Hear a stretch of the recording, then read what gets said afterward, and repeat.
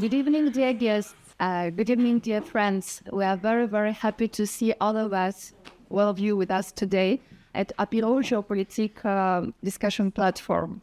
This is a project which we created together with the Swiss MEF University for Applied Science Institute to raise important geopolitical topics to understand what is happening, what consequences could be, what forecast we can produce thanks to our experts. And we thank you very much, Professor Jawed, for this opportunity to gather here in this adorable chateau.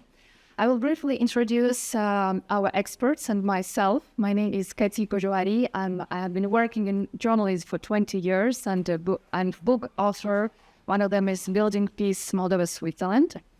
Let's start with Luc Barthazar. It's a Swiss politician, former member of National Council for Canton of Geneva, and then State Councillor for the Canton of Geneva. Our guest, Tim Vieira.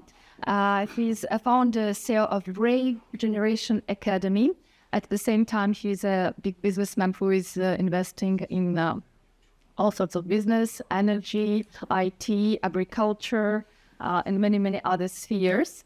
And currently, he's a candidate for presidential elections in Portugal. And Hicham Lermissi, our geopolitical expert and lecturer at the Swiss MEF University. Hicham Lermissi is a regular columnist at the different international media, and he's the author of the idea of Apéro Géopolitique, which he launched in Annemasse. And together we started to do it in Geneva. This is important to emphasize that we are here not to criticize any political figures, any government and their actions. We are here to understand what is happening in the world, and I hope we will have these answers. And today's topic is European Union renewal or collapse. I think that if you follow the news, many of us can have a split of mind, a kind of schizophrenia of what is happening today. I hope that our experts wouldn't be too pessimistic about future of Europe, because what we're observing now, the pressure of the USA to Europe, migration crisis, economic questions. So let's see what will be the conclusions. So let's start, and I remind you that our discussion will be in 45 minutes, my questions to experts, and 45 minutes for you, for your questions to the experts. And after we will have apéro, a networking session, let's say like this. I kindly ask our experts to keep answers 4 or 5 minutes, to be very, very precise, because I will try to be strict. You know, I thought about this for a little while, and not being a politician, you know, being an entrepreneur, I'm going to try to keep my answers very entrepreneurial, very to the point, and probably a little bit quicker than if I was a politician. The truth is that I've had to change a lot because so much is happening, you know. But the truth, you know, when we look at it, I come from a family where my father was in a war. We lost a lot of loved ones in a war. My family's been involved in the military. And yet I can't imagine what's going on with the Ukrainians and Russians when they lose over 1 million young people, young men and women. And I do think it's time that this war ends. I think it's time that this war ends. I think it's going to end. And I think, like it or not, Trump and Putin will end it. Okay? And if you don't like it, you know, then maybe we should have started speaking about peace earlier. Maybe we should have started to try and get to a peace earlier. But we haven't. So we can only work with what we have. And at the moment, you know, we actually need this peace, because I truly believe that we've been escalating the war. We've been focusing on more money, more armament, more death. And it's got to a point where Europe can't afford to be in this position, because we're not as strong as maybe we thought we were. Okay. And maybe it's not nice to say it, but it is maybe better to know where we are. And it's also going to be unfortunate, maybe because we're not as strong as we thought we are. We're not even going to be at the negotiating table. We're not even going to be there. It seems like the Ukrainians are also not there. But I still think Europe's got a important role to play. It's going to have to be there trying to get the fairest deal possible. Not the fair deal, but the fairest deal possible. And then we've got to use this lesson, and right after, hopefully we get to a peace, we've got to get stronger. We've got to get united. We have to start preparing, because only if we're prepared and we're stronger can we actually fight any other threat that comes through to us. We had been sleeping for a long time. We were comfortable. We have a very comfortable life in Europe. I get to travel around the world, and Europe's probably the most comfortable place to be because it just keeps rolling along. But the world's no longer comfortable. It's not going to be comfortable. And we have to play with those cards. So, as I said, I think Europe, should support this peace.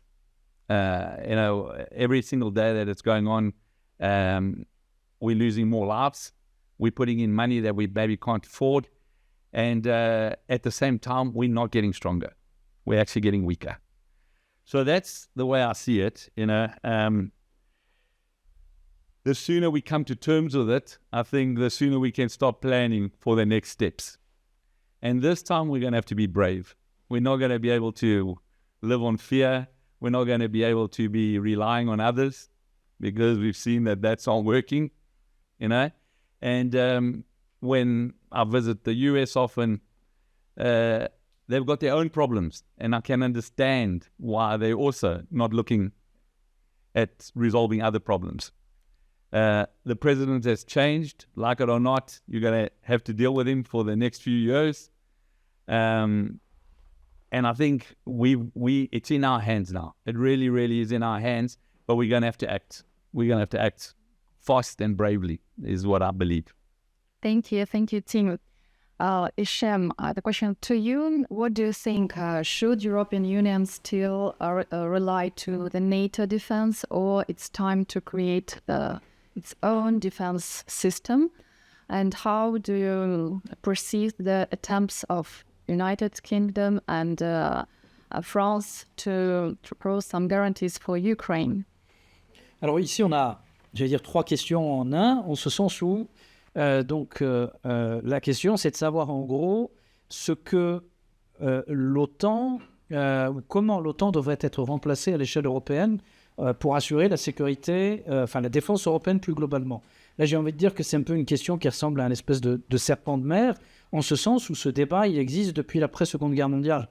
On a eu un projet dans les années 50 qui était le projet d'Europe de la défense, qui avait failli en quelque sorte, notamment parce qu'en France, c'est un projet qui avait été refusé à une époque où, entre guillemets, on était dans une configuration européenne très différente. On avait une Europe qui était clairement divisée en deux, avec ce qu'on a appelé le rideau de fer, donc avec une Europe qui répondait du bloc soviétique et puis une Europe qui répondait du bloc occidental sous influence américaine. Et il y avait ce projet de défense européenne collective.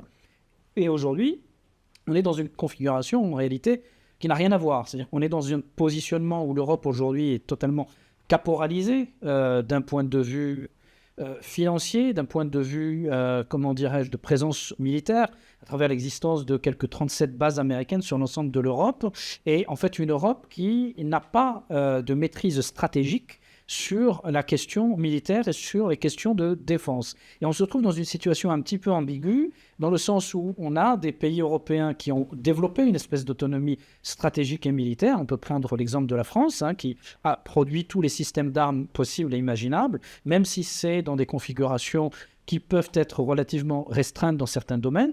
Mais la France, en fait, est en capacité de la dissuasion nucléaire.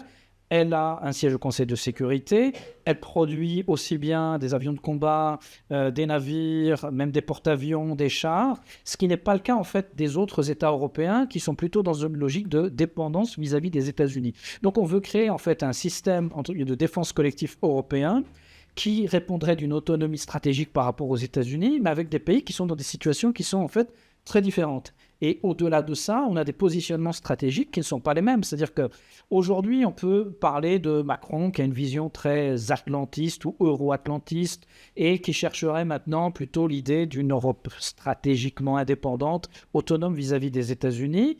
Mais en même temps, la vision qui serait celle d'une défense commune côté français n'est pas celle du tout qui est partagée par l'Allemagne, qui a son agenda propre, et qui n'est certainement pas de pays aujourd'hui qui sont particulièrement importants, et je pense notamment à la Pologne, qui est plus dans une logique qui est d'un rapprochement beaucoup plus important à l'égard des États-Unis, plutôt dans une politique de défiance vis-à-vis de la Russie, là où traditionnellement la France a toujours été positionnée dans un rapport d'équilibre à l'égard de la Russie. Et il faut oublier peut-être ces quelques dernières années, depuis 2022 avec le conflit en Ukraine, et le refroidissement des relations qui ne correspondent pas à la nature en fait des relations qui devraient exister entre la France et la Russie. Et en ce sens, parler du remplacement de l'OTAN en quelque sorte est une question difficile parce que ça dépend déjà de la volonté politique. Est-ce qu'il y a une volonté politique collective partagée par l'ensemble des États européens, bien d'une défense commune qui s'inscrivent dans une logique similaire? Personnellement, je n'y crois pas du tout.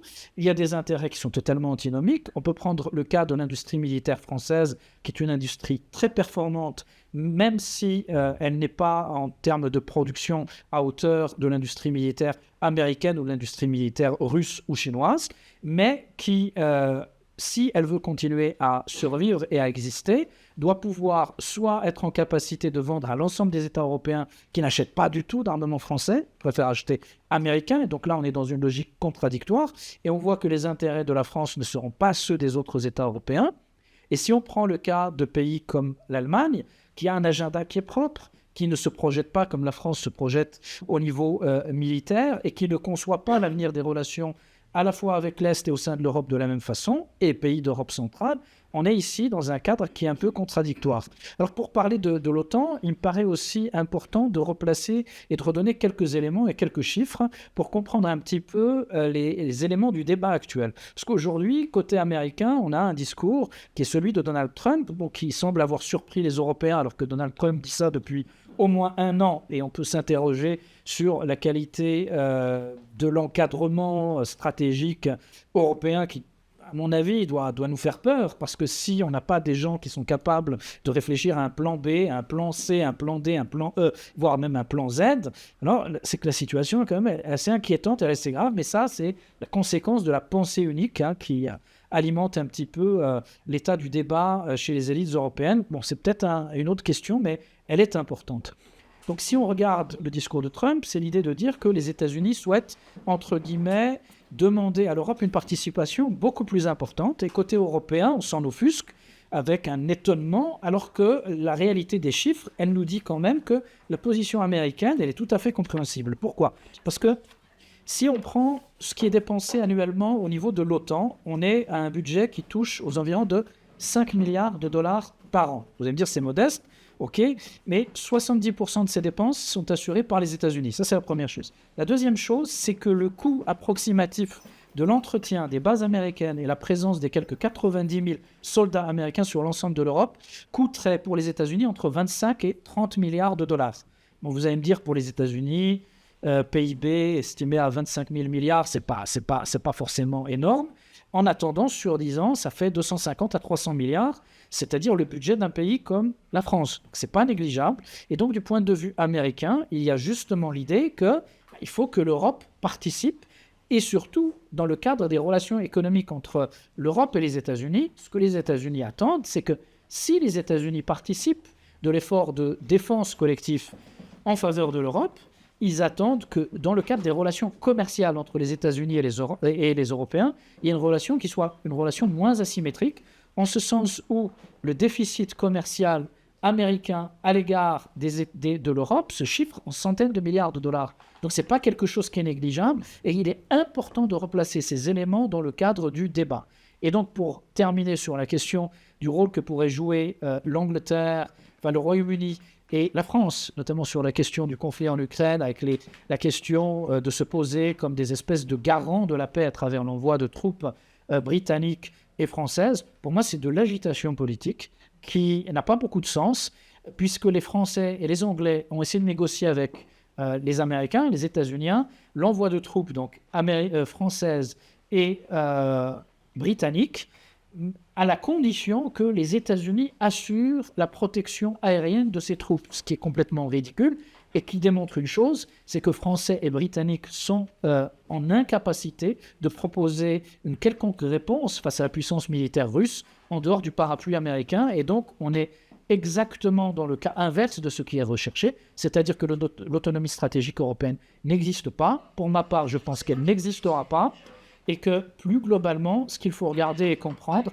c'est qu'aujourd'hui, la question qui va se poser, c'est plutôt celle de savoir si les États européens vont être en mesure d'assurer leur propre sécurité, leur propre système de défense dans un cadre souverain, ou bien collaborer avec les États-Unis dans des règles et dans des configurations qui ne seront plus du tout celles qui préexistaient jusqu'à maintenant. Thank you, Shem. My question to Luc regarding Switzerland. What do you think Switzerland will follow European Union path and strengthen its military infrastructure and common defense system, or it will come back to the neutrality principle and will promote neutrality as a foreign policy to promote peace? Bien, bonjour mesdames, messieurs. Par rapport à ce que la Suisse devrait faire ou tout simplement doit pouvoir faire, c'est vrai que la question aujourd'hui, elle est, j'ai presque difficile à y répondre parce qu'il y a tellement de choses qui sont en jeu, entre autres notre neutralité qui est une tradition, pas seulement une coutume mais une tradition, qui est dans le cœur même de ce qui a toujours été la Suisse, a été ces derniers temps en tout cas bafouée, dans une espèce d'accélération des choses. On a un Conseil fédéral, on l'a vu encore dernièrement avec le dernier scandale, qui ne respecte pas beaucoup la collégialité entre eux, qui ne s'entend pas très bien entre eux. Je me demande si le Conseil national ou le Conseil des États est vraiment au courant de ce qui nous apparaît maintenant. Puis en même temps, dans cette manière un peu précipitée d'avoir réagi quant à bien entendu le conflit en Ukraine, parce qu'on est directement concerné par l'Europe, même si on n'en fait pas partie. Il y a eu des discussions entre la Suisse et l'Union européenne dont on ne connaît pas vraiment les détails. Et on s'est rendu compte qu'au niveau de la population, aujourd'hui, si on devait voter pour une adhésion à l'Union européenne, j'ai bien peur que c'est quelque chose qui ne pourrait pas être possible. Alors, pas peur pour eux, pas peur pour moi, parce que moi, je fais partie de ces gens qui, à l'époque, croyaient en cette Europe, que je trouve un petit peu dommage qu'elle ne soit pas un peu plus fédérale, c'est-à-dire sur le modèle suisse. J'ai eu l'occasion à l'époque d'en discuter avec partiellement beaucoup de dirigeants français, avec M. Macron aussi en 2018. On a l'impression quand même qu'on a trop attendu, je dirais, sur cette espèce de soutien américain qui a toujours été là, qui payait énormément, vous l'avez dit. Et puis en même temps, le fait que personne ne pouvait croire ou avait l'air de vouloir croire qu'on avait affaire à un conflit à moins de 1000 km de chez nous ou à peine 1500 km. Aujourd'hui, la Suisse, elle a bafoué un peu sa neutralité, elle l'a remis en cause, ce qui a fâché entre autres par des pays comme la Russie, alors que normalement on aurait dû, ou on aurait eu la possibilité peut-être d'offrir nos beaux offices comme on a toujours fait aujourd'hui. Donc aujourd'hui, la Suisse, elle doit naviguer, je dirais, dans des eaux un peu tumultueuses. Elle doit le faire prudemment, d'un côté respecter la neutralité, respecter nos accords nationaux avec tout ce qui se passe en Suisse, respecter les accords internationaux européens, et puis on se retrouve un petit peu dans cette espèce de brouhaha où les choses vont très vite, où les choses ne sont pas très claires au niveau de tout le monde. On attend maintenant les discussions entre Trump et Poutine, qui ne veulent pas l'Europe, mais qui ont quand même invité M. Macron et prochainement les Anglais. Donc il y a une stratégie aussi qui est là derrière, et cette stratégie aujourd'hui, il n'y a pas grand monde qui la comprend, surtout avec un Trump et un Poutine qui sont parfois un petit peu imprévisibles. Alors nous, la Suisse, moi je pense, à titre personnel et vu ma petite expérience quand j'étais à la Commission des Affaires étrangères, on est quand même respecté, on l'était au niveau d'offrir nos bons offices, les intérêts américains qu'on défendait face à l'Iran avec tous les problèmes de gazoduc. Donc on parlait aussi avec la Russie. Aujourd'hui, on a l'impression que la Suisse, il y a plus grand monde qui veut parler avec de manière aussi spontanée qu'à l'époque. Donc, on doit consolider ce côté neutre avec notre diplomatie qui a fait ses preuves. Je ne dirais pas qu'on devrait aller jusqu'à s'excuser, mais quand même avouer qu'on a un peu agi dans la précipitation parce que tout le monde l'a fait. Mais en même temps, on doit respecter nos accords internationaux, même si on n'est pas directement impliqués dans l'Europe, on dépend de tout ça. Mais non seulement la Suisse va devoir faire ça un petit peu prudemment, mais je pense que l'Europe aujourd'hui, on doit quand même respecter les États-Unis qui ont toujours été plus ou moins là. On doit aussi respecter quelque part, historiquement parlant, en tout cas pour la France, qui est quand même un des pays qui sont à la tête de l'Europe. Alors, côté historique aussi avec les Russes, qui sont plus souvent sortis de leur pays pour nous aider, plutôt pour nous envahir. Et à l'époque, j'avais eu la grande chance de passer une journée à Moscou avec M. Michael Gorbatchev. Et bien sûr, on est toujours plus intelligent après. Mais à l'époque, tout ce qu'a fait Gorbatchev, le peuple polonais, enfin, toute cette ambiance, libérer, briser le rideau de fer et autres, il faut quand même une chose qu'il faut reconnaître, c'est que la Suisse, l'Union européenne, n'a jamais respecté la parole qu'ils avaient mise politiquement parlant à Gorbatchev en disant qu'on allait faire une espèce de grande Europe en se rapprochant un petit peu de la Russie. On a eu l'occasion de le faire aussi avec M. Poutine quand il y a eu les attentats du 11 septembre. Je vous rappelle que M. Poutine avait carrément émis le désir d'entrer dans l'OTAN, il ne faut quand même pas l'oublier. Donc on n'avait pas des ennemis à la base, ni des gens qui avaient des risques de nous envahir. Et aujourd'hui, la situation aujourd'hui politique, on se rend compte que l'Europe, qui est encore un des continents les plus forts économiquement, s'affaiblit. À l'intérieur même des pays, quand on le voit, les syndicats allemands qui maintenant lèvent la main droite, qui rappelleraient des mauvais côtés de leur histoire. On voit les élections en Allemagne, justement dernièrement, ce qui se passe en Italie, ce qui se passe en Argentine, même en Amérique du Sud et autres. On se rend compte que les extrêmes ont tendance un petit peu à changer de bord, d'un côté carrément à l'inverse. Et puis on voit que dans nos populations, les gens redemandent un petit peu, je dirais, un certain ordre politique, le politique qui les gens ne croient plus vraiment. Et nous, en Suisse, on n'a pas eu l'habitude d'être malmenés comme ça. On n'a peut-être pas assez anticipé, ce que l'Union européenne n'a pas fait non plus, ça je vous rejoins totalement. Aujourd'hui, on doit non seulement se regrouper, se responsabiliser sur des manières, je dirais, un petit peu plus solides, s'armer et puis être un peu plus indépendant des États-Unis, parce qu'on ne sait pas ce qui va se passer ces 4-5 prochaines années, puisqu'on voit même M. Trump qui parle de quitter les Nations Unies, alors que le siège est à New York.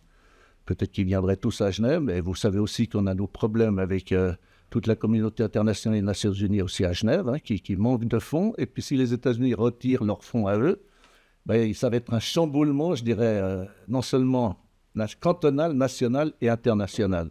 Et aujourd'hui, je pense que la Suisse doit se refaire une image beaucoup plus crédible par rapport à certaines erreurs qui se sont faites encore récemment.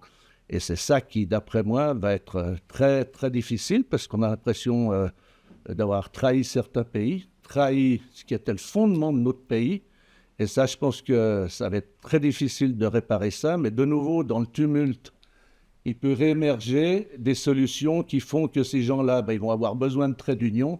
Et c'est là où la Suisse, elle doit aller de l'avant, anticiper non seulement, mais aller offrir ses bons services en disant, écoutez, c'est la mêlée générale, remettons un petit peu, je dirais, l'église au milieu du village. Et si l'église, c'est nous, puis qu'on arrive à y faire régner une certaine bonne parole, eh bien, tant mieux. Mais c'est vrai que ces choses-là faites dans la précipitation, avec un manque d'anticipation, un manque de responsabilité commune et de vrais contacts. Moi, je voyais quand j'étais aux affaires étrangères, et puis qu'on avait des colloques avec la France, l'Allemagne ou l'Italie, on avait 2 heures de discussion, ils mettaient déjà 1 heure pour se dire bonjour. Donc, il arrive un moment, il faut qu'on soit un petit peu plus sur le terrain.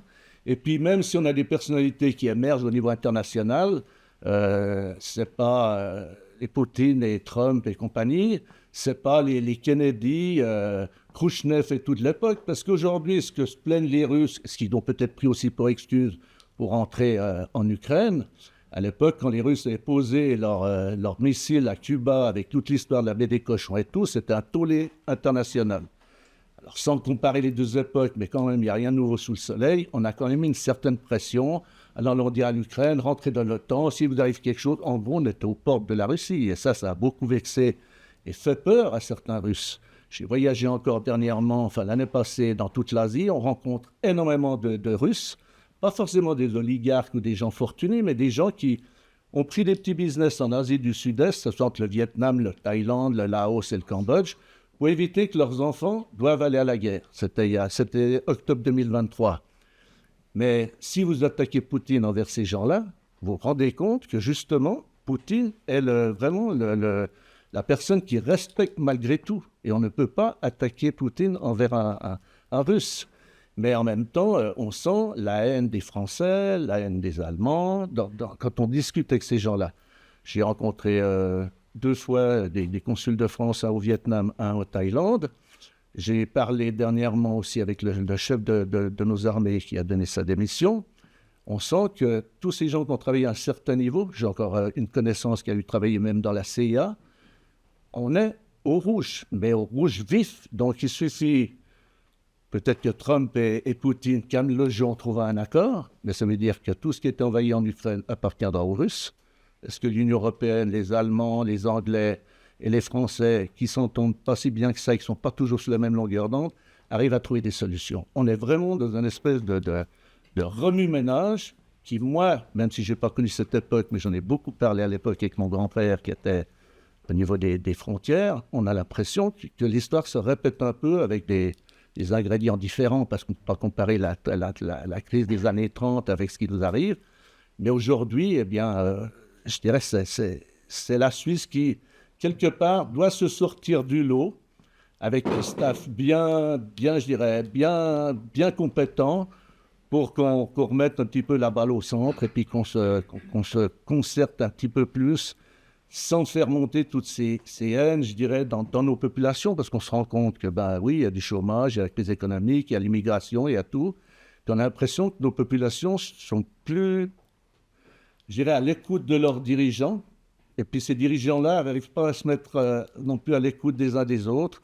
On est vraiment dans un tumulte qui peut tout à coup finir dans le chaos. Alors j'espère qu'on n'en arrivera pas là, mais c'est inquiétant. Thank you very much, Luc. I question to Timira regarding economic situation in Europe. You know, we see that there's high inflation, very expensive energy.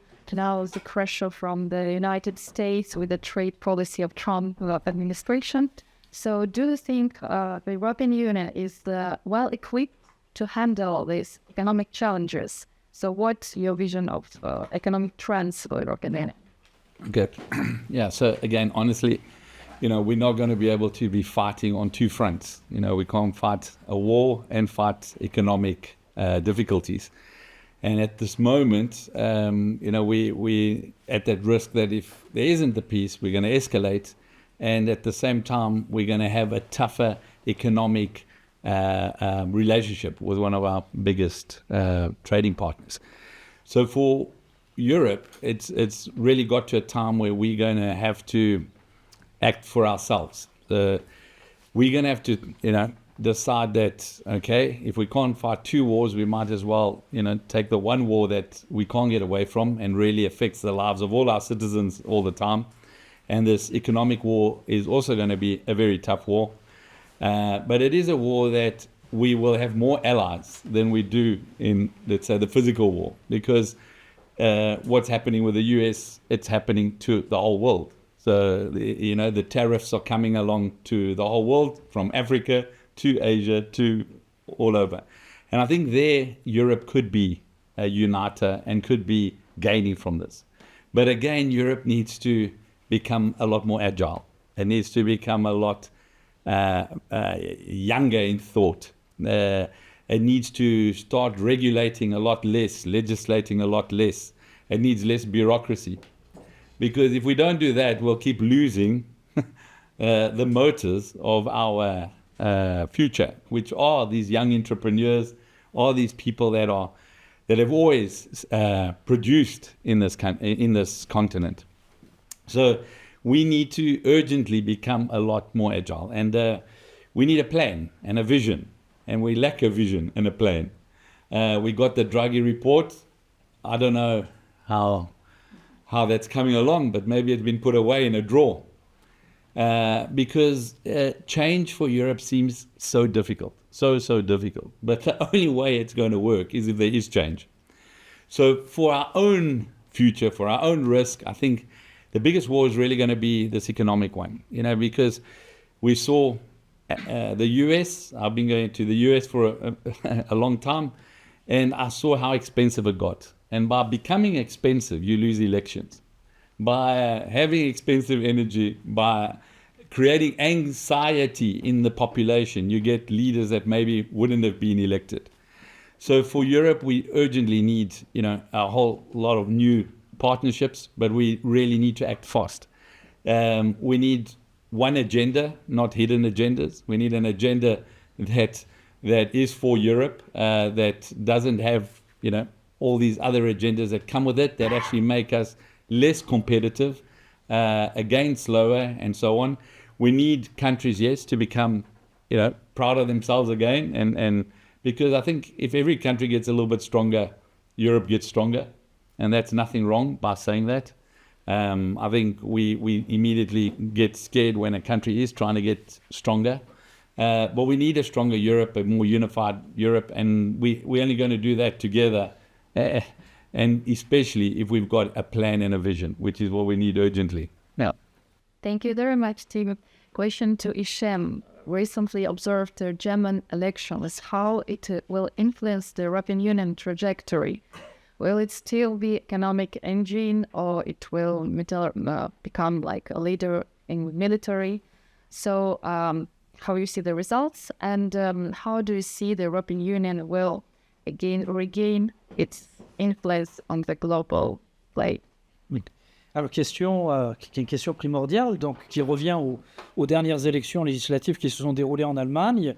Et on peut déjà faire une analyse, voir que le gouvernement en place s'est effondré, c'est-à-dire la majorité SPD vert a été lourdement sanctionnée, donc socialiste, écologiste, et elle a été sanctionnée, cette majorité, principalement sur le plan économique. C'est d'abord sur le volet économique que les Allemands se sont prononcés et ont mis un vote à la fois contestataire et mis un vote contestataire en direction de la nouvelle extrême droite allemande, de l'AfD, et en même temps en votant pour des conservateurs habituels de la CDU-CSU, et en ce sens ont voulu exprimer une volonté de changement au niveau de la politique qui prévalait jusque-là en Allemagne, notamment sur un certain nombre de questions. On en vient à la question de l'international et de la relation avec la Russie, qui fondamentalement est à l'origine en fait de la faillite économique de l'Allemagne. Ce qu'il faut regarder, prendre en considération, c'est que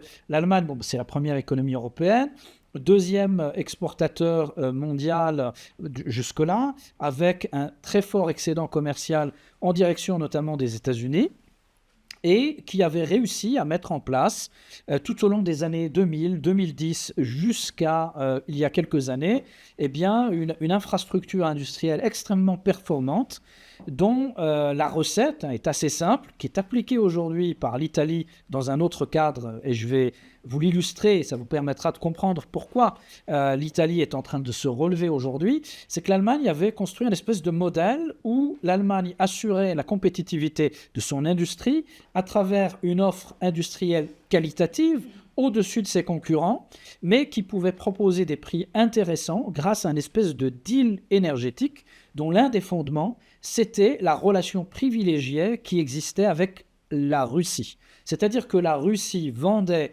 à travers les gazoducs Nord Stream, notamment un gaz pas cher, pour faire très simple, un pétrole pas cher, moins cher que les prix du cours des marchés mondiaux, qui permettait à l'Allemagne d'être beaucoup plus compétitive que l'industrie française ou l'industrie italienne. Donc c'est la recette qui a permis à l'Allemagne de s'imposer. Et ce que l'on a vu, c'est que depuis la guerre en Ukraine, depuis 2022, donc toute cette flopée de sanctions, 14, 15 000, 16 000, 17 000 sanctions, pendant qu'on y est, pourquoi pas 1 million de sanctions, donc quelque chose de complètement fou, l'industrie allemande s'est retrouvée avec un surcoût énergétique d'environ 50% sur une année. Donc, il faudra avoir les chiffres exacts. Mais en tout cas, ce surcoût a plongé l'industrie allemande dans une crise très sévère, au point où aujourd'hui, si on prend les derniers chiffres de l'industrie allemande, si on compare la production industrielle allemande de 2023, elle est de 20% inférieure à celle de 2018. Donc, les chiffres sont absolument catastrophiques pour l'Allemagne. Ces résultats, ces excédents commerciaux sont en train de fondre au soleil et l'Allemagne se trouve dans une crise économique particulièrement grave et dangereuse, avec des conséquences politiques particulièrement inquiétantes, la montée de l'AfD dans un continuum historique qui est dangereux, parce que c'est pas simplement de dire que l'extrême droite est au pouvoir en Allemagne, parce que vous avez d'autres extrêmes droites. En Italie, vous avez d'autres extrêmes droites qui montent en puissance, mais la nature propre, et je ne veux pas rentrer dans une forme de culturalisme, mais comment dire, de la sociologie politique, de la pensée politique propre à l'Allemagne, donne à l'extrême droite une dimension beaucoup plus dangereuse que partout ailleurs en Europe. Il faut vraiment s'en inquiéter. Et pour revenir sur ce volet économique, ce qui est intéressant, c'est de voir qu'aujourd'hui, un pays comme l'Italie, qui était dans une crise extrêmement grave, aujourd'hui est le 3e ou 4e exportateur mondial, avec une industrie en plein boom. Et je vais vous donner la recette, c'est que l'Italie applique exactement la même recette que l'Allemagne avec la Russie, sauf que l'Italie le fait avec l'Algérie. Ce qui explique le pourquoi des tensions très fortes qui existent actuellement, notamment entre la France et l'Algérie. La France étant particulièrement jalouse, en fait, des avancées italiennes et du fait qu'aujourd'hui, l'Italie contrôle une grosse partie, entre guillemets, de la relation énergétique avec l'Afrique du Nord et l'Algérie, avec énormément de projets en cours qui pourront faire l'objet d'un autre apéro géopolitique. En tout cas, ce point-là, il est important. Et aujourd'hui, très clairement, si on pose la question donc, de l'Allemagne en tant que moteur de l'Union européenne, locomotive de l'Union européenne, je pense que les nouvelles orientations politiques de l'Allemagne ne vont pas arranger la situation. Pourquoi ? Parce qu'on a, à travers Merz, c'est ça, donc la volonté de créer une espèce de nouvelle majorité avec le SPD, donc ne se tourne pas vers les partis d'extrême droite, et s'inscrivent toujours dans cette logique de défiance et d'affrontement à l'égard de la Russie. Je n'ai pas l'impression que les choses vont aller dans un sens qui soit positif, et du coup, l'Allemagne risque de perdre en termes d'influence au sein de la famille européenne, d'autant plus qu'aujourd'hui, il y a quand même de nouvelles configurations avec des pays qui émergent au sein de l'Europe, qui sont beaucoup plus influents. Déjà, la France peut revenir à une forme de leadership parce qu'elle a une indépendance stratégique plus importante que l'Allemagne qui permet d'avoir plus de marge de manœuvre. Bon, faut-il encore espérer que Macron soit remplacé par un homme de grande qualité comme Dominique de Villepin, ce qui pourrait se préciser d'ici 1 à 2 années.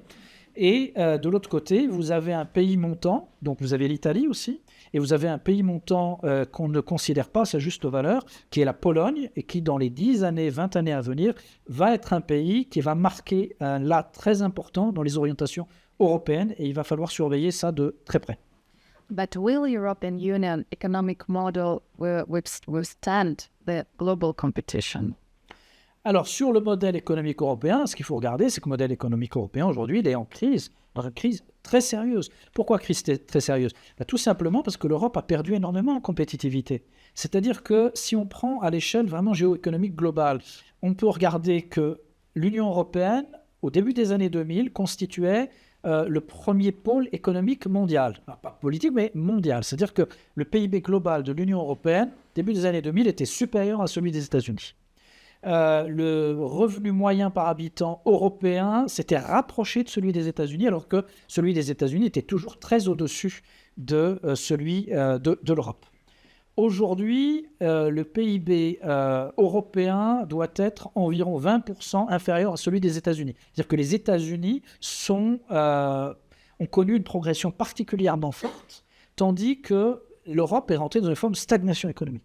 Par habitant, aujourd'hui, les États-Unis sont à un niveau de PIB par habitant équivalent à celui de la Suisse. Donc, ça veut dire que c'est un PIB qui est particulièrement élevé, très très élevé, même si le niveau de vie moyen des Américains est très inférieur à celui des Suisses, mais plus pour des raisons de politique sociale catastrophique et de déshérence d'une partie des Américains qui vivent entre situation d'être des sans domicile fixe tout en travaillant, en l'absence de sécurité sociale, etc. Mais ça, c'est un autre débat. Auquel Trump devra répondre, parce qu'il sera attendu sur ce volet-là. Mais en tout cas, tout ce qui est certain, c'est que l'Europe a reculé très fortement par rapport aux États-Unis. Si on regarde les grands champions des nouvelles industries, de la nouvelle économie, vous prenez les GAFAM, Google, Amazon, Facebook, Meta, Apple, Microsoft, vous avez des leaders qui n'ont pas de concurrents en Europe. Aucun concurrent en Europe. Les concurrents, il va falloir les chercher en Asie, en Chine. Vous avez les Batix, Baidu, Tencent, Alibaba, etc. Vous connaissez la suite. Voire même dans les pays du Golfe, les Émirats arabes unis aujourd'hui, avec Telegram, avec des projets dans les crypto-monnaies, des projets également dans le numérique particulièrement intéressants. nous montre qu'on est dans une recomposition géopolitique mondiale. Et si on prend les grands équilibres, aujourd'hui, la Chine, qui est la première économie du monde en termes de parité de pouvoir d'achat, si on prend l'ensemble des BRICS, qui représentent en termes de parité de pouvoir d'achat 40% de l'économie mondiale, relègue l'Europe assez loin. Une Europe en plus qui est prisonnière d'une espèce de maladie idéologique, d'un biais idéologique complètement délirant chez des élites que je considère aujourd'hui comme hors sol et déconnectées de la réalité, et se trouve de fait dans une situation où, au lieu de réfléchir à la faillite économique de l'Europe, au recul de l'Europe et essayer d'y remédier, sont dans un espèce de continuum idéologique où ils ne voient pas que les mesures qui sont prises, et on pourra peut-être y revenir, sur la décarbonation vont à l'encontre des intérêts économiques de l'Europe, là où partout ailleurs on ne va pas dans cette direction, et où les choix économiques, en réalité, ne font pas les intérêts de l'Europe aujourd'hui. Mais peut-être qu'on pourra y revenir. Thank you, Shem. So then the war in Ukraine started. We all observed an enormous information war. And at the recent Munich conference, the Vice President of the USA, Jay Vance, he criticized European Union for suppressing freedom of speech, of elections, and he cited the cancelling of the elections in Romania and censorship in the social medias. So what do you think? Will European Union come back to its original values of freedom of speech, freedom of elections, freedom of media? What do you think? Alors c'est vrai que l'arrivée des réseaux sociaux a révolutionné quelque part au départ le fait que chacun pouvait donner son avis, ce qui n'était pas le cas avant. Alors avant, on avait les élites qui s'exprimaient, les politiques, pas simplement le genre de personnes reconnues ou connues. Et puis, on s'est rendu compte que c'était l'ouverture à une certaine liberté. Après, la liberté d'expression, moi, je suis contre la censure et autres, mais ça a fait un peu émerger aussi certaines prises de parole. Et je pense que ça, c'était les prémices de ce qu'on attend, ce qu'on peut voir aujourd'hui, que certains attendent. C'est ces mouvements justement un peu totalitaires, extrémistes, où quand les gens perdent confiance envers la politique, et même en Suisse, eh bien on se rend compte tout à coup, les sauveurs, c'est qui? C'est un peu, je m'excuse du terme, un peu ces grandes gueules qui arrivent, qui veulent remettre de l'ordre, qui disent qu'il y a trop de fonctionnaires, trop de dépenses et autres. Et c'est vrai que la Suisse, qui est un pays relativement quand même riche, hein, on le voit qu'on ne vit pas encore... Donc, nos populations ne vivent pas encore vraiment en temps de crise, même si la crise est là, même s'il y a beaucoup de chômage, même s'il y a aussi beaucoup d'immigration. Et c'est vrai que les gens, ils tiennent, et je pense que c'est la base un petit peu du fondement de tous les pays européens, c'est la liberté, hein, liberté, patrie, fraternité, c'est les devises même de certains pays. Et en même temps, on a l'impression que on censure les réseaux sociaux, on s'oppose à certaines élections en Roumanie et autres, on se fait les gendarmes de pays à qui on leur a dit qu'ils étaient des partenaires, les gros font un peu la bombe le torse vis-à-vis des plus petits, on nous met la pression, en tout cas nous les Suisses, on l'a fait, alors le début c'était avec le secret bancaire et autres, même s'il y avait des raisons de le faire ou pas de faire, de le garder ou pas le garder.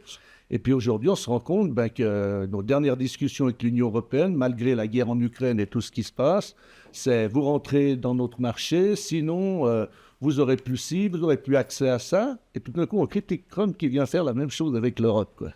Donc on voit bien cette espèce d'ambiance non seulement totalement chamboulée, mais où tout le monde se regarde en chien de faïence. Et puis on n'est plus pour gagner la confiance des populations, pour les amener à une vision commune, voire bien au-delà de ce qui se passe aujourd'hui. Mais on dirait que tout le monde n'est pas là pour gagner la confiance des peuples et essayer d'avancer ensemble. On est là juste pour gagner du fric, quoi. Et les guerres en font partie, hein. On l'a bien vu, hein, la Libye, l'Irak, j'en passe et des meilleurs.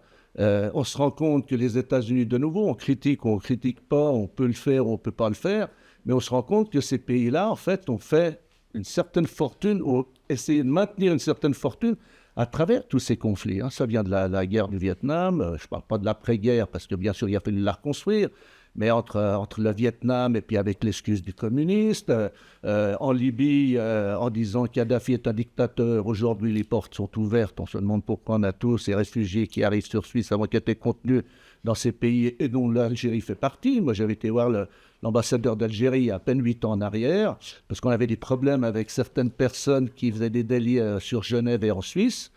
Et le gars, il m'a dit, mais qu'est-ce que vous voulez que je reprenne ces 200 personnes qui sont en prison chez vous, alors que j'en ai 40 000 dans un camp ici, 20 000 dans... Tout est une question de pression. Maintenant, la liberté d'expression, je pense qu'elle est bien entendu primordiale et importante, mais à travers une certaine vérité. Puis aujourd'hui, cette certaine vérité que nos politiques seraient censés nous amener, eh bien, c'est plus la chose la plus importante qui existe. Dans la tête des gens, ils disent, mais on ne nous raconte pas la vérité, puis on nous demande de leur faire confiance. Et c'est là, de nouveau, qu'il va falloir remettre en place, non pas en censurant, mais peut-être en organisant, se rencontrant, que ce soit dans le cas d'élections, simplement, on va vivre des élections cantonales, on fait un débat, par exemple, comme ce soir, au niveau européen, mais quand on voit dans les communes, les gens ne s'intéressent plus. Alors là, on a un petit peu la Genève internationale, certaines personnes qui viennent, qui se déplacent, mais on se rend compte, moi je vois les amis que j'ai encore remués ce soir, ils me disent « ouais, mais voilà ». Il y a un désintérêt total, et puis ce désintérêt total amène à l'abrutissement général, quoi. C'est-à-dire que moi-même, qui ne suis pas un intellectuel, qui n'a jamais fait l'université de ma vie, je me rends compte qu'à travers une discussion avec qui j'avais avec mon fils cet après-midi, je lui dis « mais prends-toi tout simplement un bouquin de temps en temps ». Ou alors sur Netflix, au lieu d'aller regarder les machins à Miami, va regarder un peu les documentaires historiques, parce qu'il n'y a plus que ça, il n'y a plus que l'image. Il n'y a plus la réflexion, on ne s'habitue plus à avoir une espèce de réflexion personnelle sur des problèmes qui nous dépassent. Et aujourd'hui, moi j'ai l'impression d'avoir affaire à une espèce d'abrutissement général. Et quelque part, sans être un complotiste et autres, est-ce que ce n'est pas un petit peu voulu dans la stratégie de certaines personnes ? Je ne vous aurais pas dit ça il y a presque 7-8 ans en arrière, mais en faisant partie du Conseil d'État et en préparant les textes pour les votations. Alors, vous devez voter non quand vous pensez oui, vous devez voter oui quand vous pensez non. Et tout ça, je peux vous le dire, entre la chancellerie et les différents ministres, tout ça est orchestré et c'est de la stratégie pure. Donc, quelque part, on ne rétablit pas la confiance avec les gens. On a un potentiel à peu près 30 à 40% des gens qui votent. Mais comme disaient mes collègues, mais à 30-40% de gens qui votent sur Genève, avec nos lobbies, nos frères de parti et compagnie, on fait la pluie et le beau temps. Moi, je dis toujours, c'est aux autres à venir voter. Même si vous votez blanc, même si vous votez un petit peu un coup à gauche, un coup à droite, on se rend compte qu'on n'a pas envie, quelque part, que ces gens s'engagent. Parce que les 30%, on les gère entre les lobbies avocats, médecins, je parle pour la droite, les pharmaciens, la Fédération des entreprises romandes. C'est 2-3 mots d'ordre, puis vous faites élire et désélire n'importe qui. Mais dès qu'on commence à dépasser les 45, 50, 55%, ben tout à coup, on n'a plus affaire à la petite équipe. Il va falloir aller discuter avec les autres. Et puis ça, aujourd'hui, c'est le politicien de terrain qui dit « Ah, mais moi, j'étais sur le terrain pour les élections. » C'est qu'il a fait 3 ans au Mollard, puis il a l'impression d'être sur le terrain. Quand vous parliez que les gens sont totalement déconnectés, moi, ce que j'ai vécu au sein du Conseil d'État, et ce qui est un petit peu à l'image de ce qui se passe maintenant, c'est qu'on est avec des gens qui sont des intellectuels. Mais moi, à part un petit peu pour les nommer M. Poggia, qui avait eu affaire un petit peu à aider certaines parties de la population, puis un petit peu M. Dan Busco, qui était géomètre, mais la plupart des gens, ils n'ont jamais créé une entreprise, ils n'ont jamais travaillé sur une entreprise, ils ont toujours été à la tête de conseils d'administration et autres, où ils se voient une fois par mois pour gagner 120 000 balles par année, et puis ils sont totalement déconnectés. Vous demandez le prix d'un croissant à quelqu'un, ils sont incapables de vous le dire. Vous demandez que... Non mais, moi je suis agriculteur. Aujourd'hui, on donnerait notre blé, que le prix du croissant ne baisserait pas. Donc, vous avez vu sur quelle marge on travaille. Eh bien, ces gens-là se rendent plus compte que les marges diminuent, et puis ils sont totalement déconnectés de notre population. Puis surtout, alors, Poutine est un méchant, mais moi, aujourd'hui, si on ferait voter un sondage vraiment sérieux, pas à la Churchill qui disait « mais je crois qu'au sondage que j'ai inventé moi-même », eh bien, moi, je ne suis pas sûr que les gens sont si anti-russes ou anti-chinois ou anti-ci. Moi, en tant qu'ancien politicien et monsieur tout le monde, moi aujourd'hui, ce qui me fait peur, c'est de voir à quel point la haine, la jalousie, l'incompréhension de l'autre, c'est terrible, quoi. De nouveau, je prends les 7 mois que j'ai fait en Asie, vous avez une dame qui parque sa voiture sur une route à 2 voies, je descends de ma mobilette, j'aide la dame je monte dans la voiture de la dame qui venait d'acheter un gros 4x4, je lui parque son 4x4, je me retourne pour prendre ma mobilette. Il y a 60 voitures, les gens vous disent merci. Et si vous vous faites traiter de il y a aussi ça qui fait que le respect des uns vis-à-vis des autres, chez nous, il a tendance à disparaître. Et on retrouve ça dans les pays en dehors de l'Europe, en dehors des États-Unis, où les gens ont des problèmes beaucoup plus concrets à régler et ils ne vont pas s'embêter quelque part. Alors, ça ne veut pas dire qu'ils soient plus ouverts aussi sur la liberté d'expression et autres, parce que si je prends la Thaïlande, eh bien, vous froissez un billet de banque avec la tête du roi, vous allez en prison. Vous volez un attel sur une table, c'est 4 ans de prison jusqu'à 5 heures le soir. Si vous le volez après 5 heures le soir, c'est le double. Donc, les gens, non seulement ils vivent un peu sous pression, parce que c'est quand même des pays, je ne dirais pas totalitaires, mais ils n'ont pas le droit trop de s'exprimer, mais en même temps, ils se sont renforcés à l'intérieur d'eux-mêmes en société. Il n'y a pas de vieux, il n'y a pas de jeunes, il n'y a pas de prostituées, de transgenres ou de ci ou de ça. Tout le monde se respecte. Et c'est quelque chose qu'on n'a plus tellement dans notre ambiance à nous. Et ça se retrouve sur les réseaux sociaux et c'est pour ça qu'on veut quelque part nous censurer. De nouveau, je ne joue pas au complotiste, mais on fait en sorte que oui, on vous écoute, mais en fait, ils ne nous entendent plus, quoi. Et je dis nous parce que je me retrouve maintenant dans quelqu'un qui a plus vraiment de mandat politique, mais je ressens ce problème-là et surtout, moi, je le vois parce que je fais ça toute la journée depuis bientôt 10 ans. C'est les gens qui ont besoin d'une attention ou de conseils et il n'y a plus rien. Oui, à l'État, on ferme tous les guichets. Vous allez au contrôle de l'habitant, on vous dit remplissez les démarches, passez par Internet, passez par ci, d'un service à l'autre. Donc les gens sont totalement perdus. Alors, je ne dirais pas que c'est voulu, mais quelque part, de nouveau, on déresponsabilise. Moi, je le voyais en tant que conseiller d'État, nos fonctionnaires, qui ne prennent plus aucune position. Personne ne vient vous dire si ce que vous faites est bien ou pas bien. On vous frotte l'épaule, puis surtout, on ne bouge pas. Moins on bouge, moins il y a de vagues, puis on navigue. Et je pense que les gens, c'est pas dans leurs habitudes, ça. C'est pas dans leur mentalité, même si on essaye un petit peu de les changer, de les abrutir ou faire en sorte qu'ils se taisent, eh bien, ils ont quand même ces rappels de c'était mieux avant, comme on le dit souvent, mais c'était mieux avant. Oui, avant, moi j'avais 20, 30 ou 40 ans. Oui, c'était mieux que d'avoir 65. Mais je me retrouve plus sur un banc à l'arrêt de bus, vous parlez à quelqu'un, vous êtes le fou du village. Voilà. Donc il faut rétablir ce plaisir de vivre ensemble et puis responsabiliser nos politiques à être un petit peu proches des intérêts communs que leur propre intérêt à eux. Merci, Luc. About immigration crisis, how it's affecting the rise of populist and nationalist movements in European Union, and how do you see how it's possible to reduce Euroscepticism? And maybe you have some ideas how to improve this situation in Europe, starting from Portugal. Yeah, at the moment, there's no utopias in the world. There's no country we can say, that's where I'm going, it's perfect. And the reality is there's no utopia, but there are countries that are paying more taxes than others, charging more taxes than others, etc., and offering more opportunities than others. For Europe, I think we're still offering a lot of opportunities for people that are coming in because we need immigrants. But we need the right immigrants. We need immigrants that respect, that value, that have the same cultures in a way, like that respect the cultures. And it's a difficult thing to say, but if you don't have that, you create a lot of other problems. And at the same time, we're promoting our own Europeans to become immigrants. If I look at my country, Portugal, 67% of anyone who gets a degree leaves. That's quite a sad statistic, not a good one. And when we look at that, is it only salaries? Is it only because, you can earn something more going out?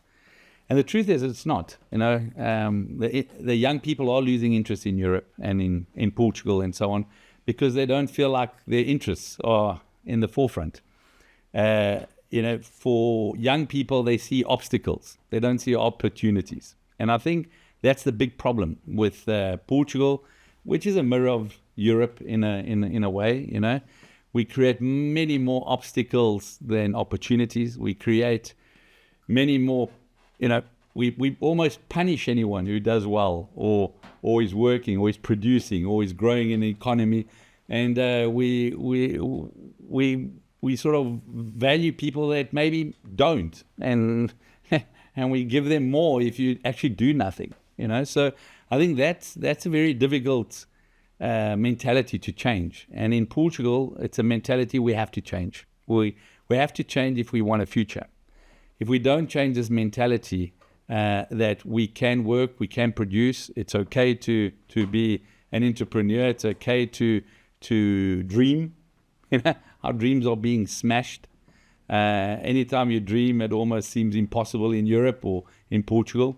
And our young people have skills. They have dreams, so they find other places where they can make it happen. And they lose interest in Europe because, and in Portugal, because they see that Portugal has lost interest in them. And it doesn't matter what our politicians say, doesn't matter what our governments say, but if they don't execute it, don't act as if they mean it, and make real change, we leave. Young people leave. And not just young people, middle-aged people and all kinds of people. We find it difficult. We look at even the Swiss immigrants that were Portuguese going back to Portugal, taxes have gone up again. So we're almost forcing them to go somewhere else. We're forcing them to find, other places to go to. So we are like frightening people in Europe. And we don't value the entrepreneurship, and which is one of the only ways that we're going to get out of a stagnant Europe. Immigration, again, as I say, it's a touchy subject, but we know we need it. But we also know that technology can resolve a lot of issues. In Portugal, we have 30,000 Uber drivers. I go to San Francisco, I go to Los Angeles, and they have Waymos, cars that drive by themselves. So people are doing other things. When will that happen in Europe? When will that happen in Portugal? When can you have a car that drives by itself in Europe? I don't even know how to start to ask for the permission to do it.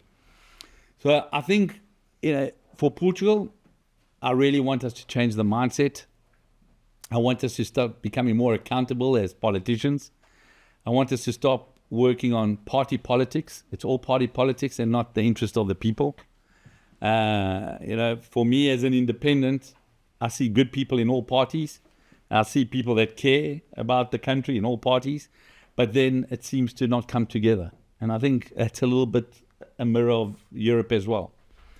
So it's very important, that Portugal starts becoming an example to its young, starts believing again, etc. And I think if we can bring that to Europe, we're already doing something.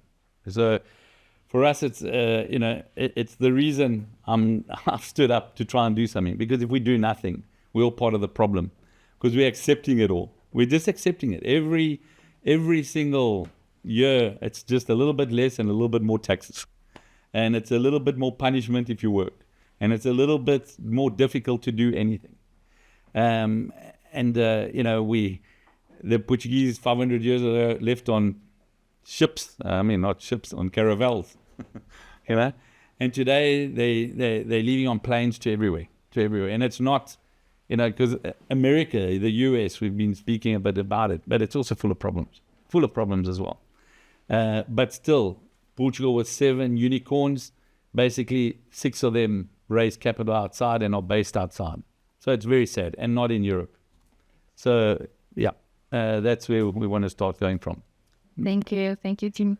Hichem, so we now observing how Trump wants to rebuild economic relations with Russia.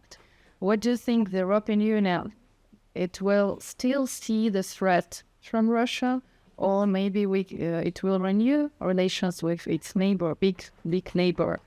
And at the same time, we see that the geopolitical role of China and India is growing. So can you briefly describe the geopolitical role of European Union in the future? Alors, c'est une excellente question.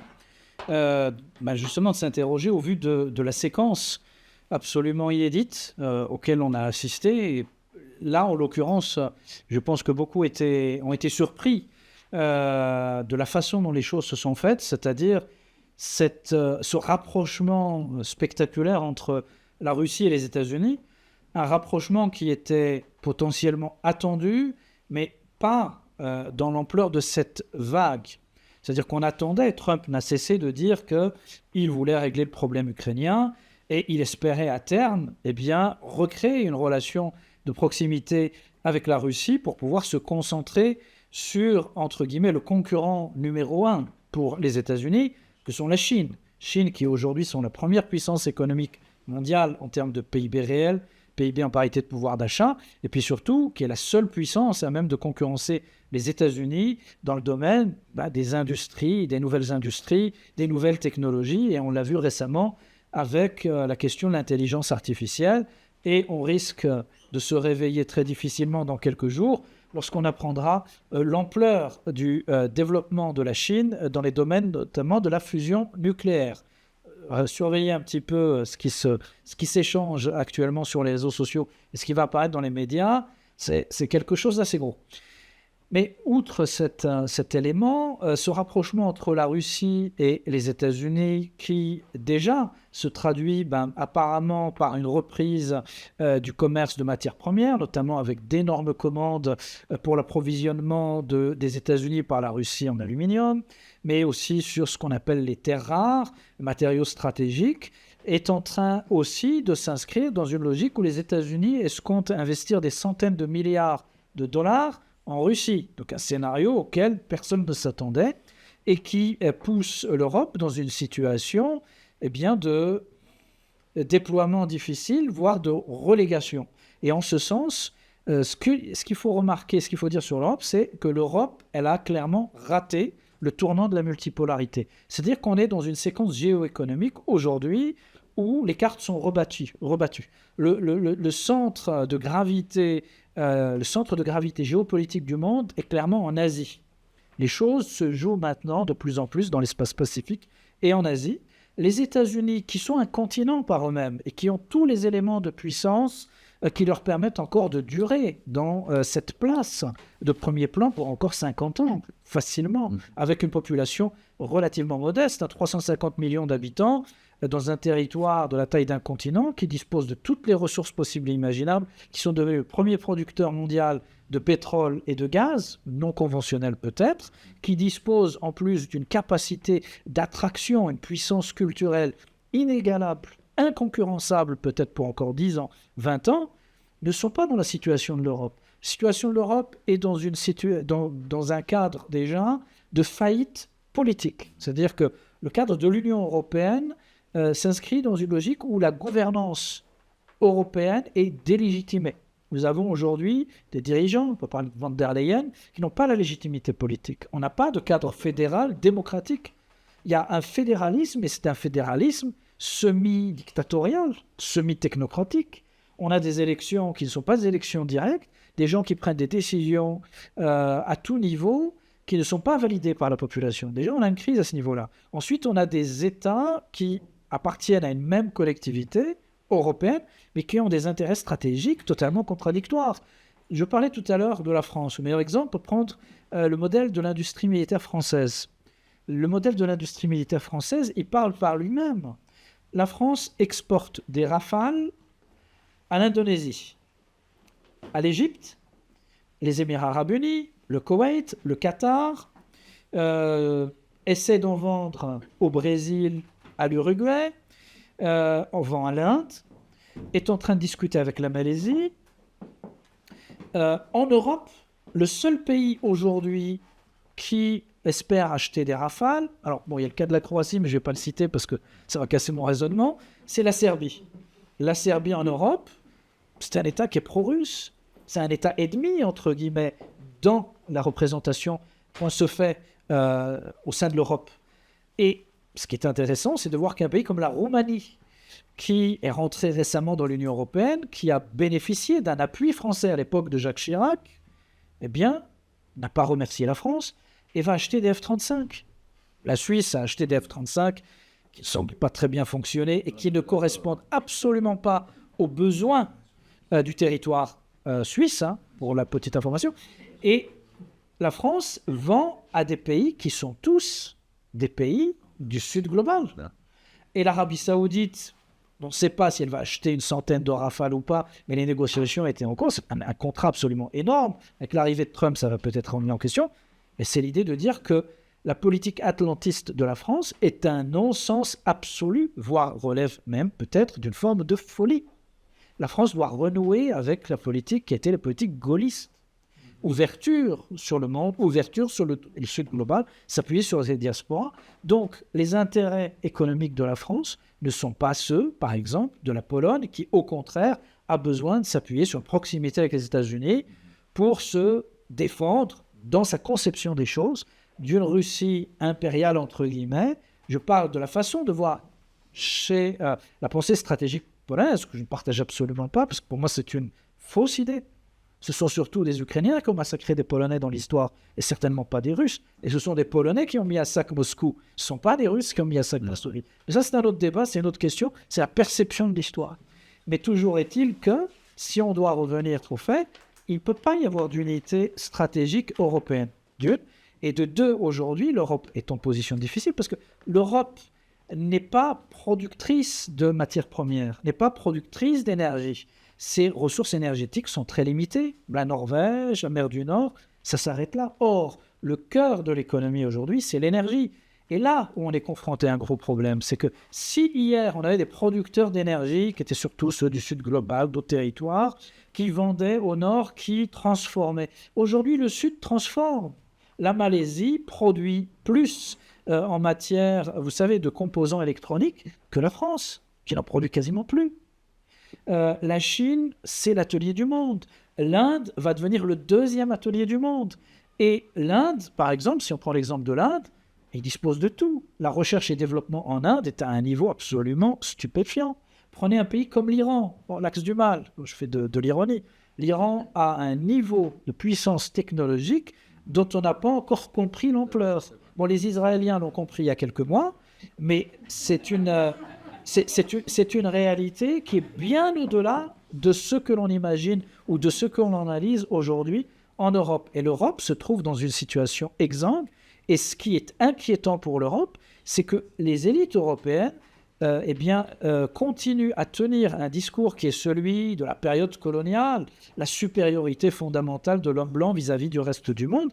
Mais le reste du monde aujourd'hui, en termes de puissance, en termes de capacité d'innovation, de capacité technologique, dépasse l'Europe. Qu'en sera-t-il dans 10 ans? Thank you. Quite pessimistic, but it's like this.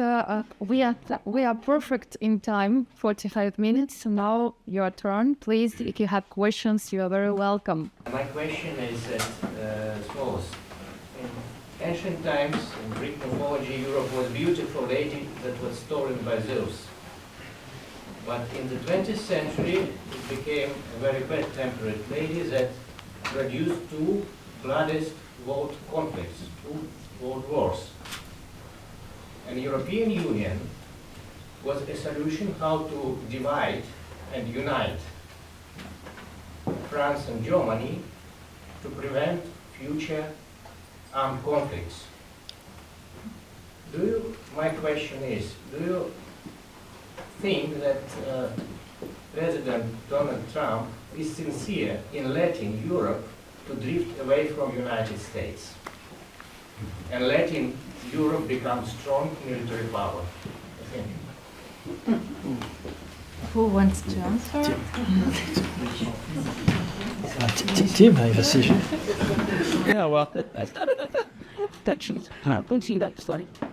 think, going back to the way you put Europe in the view and images of women, maybe we now need a very beautiful young prostitute that will work with whoever needs to work with it, will go after all opportunities and attracts, everybody back to it.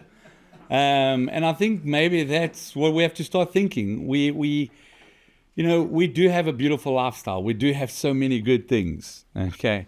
Does Trump care about that? No. No, it's no. Do we care about it? Yes. But we're taking it for granted, So if we're going to be waiting for Trump, we're going to be very disappointed. I think we'll be very disappointed. And even after Trump, who's going to come after that?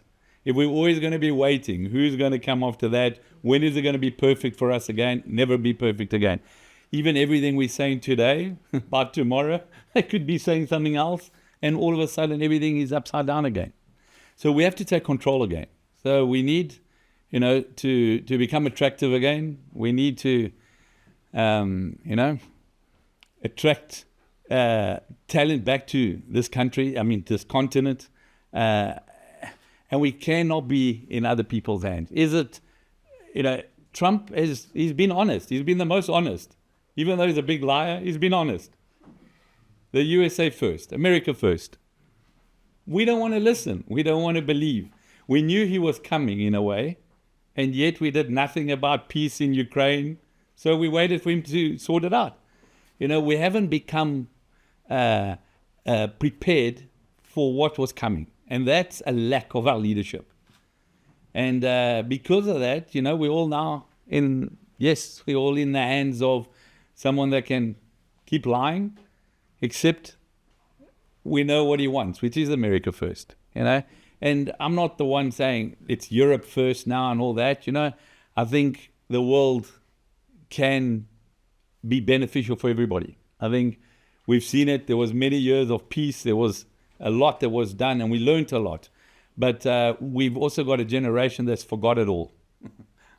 Our leaders have really never been in this position. Our leaders haven't had to go to war. Our leaders have never lost anyone in war. Most of them that are there now, just want to do the right thing, the beautiful thing, the easy thing. But we're going to have to do a lot of difficult things. So we've gone through all those images. We need to go to an image that is more sexy, maybe. Okay. Thank you very much, dear experts. And now we invite you to taste a Moldovan Swiss wine, which was produced by a Moldovan winemaker, Ion Girciu, who donated this wine for all of us. And we really hope that you will like it. So we wish everyone a very pleasant evening.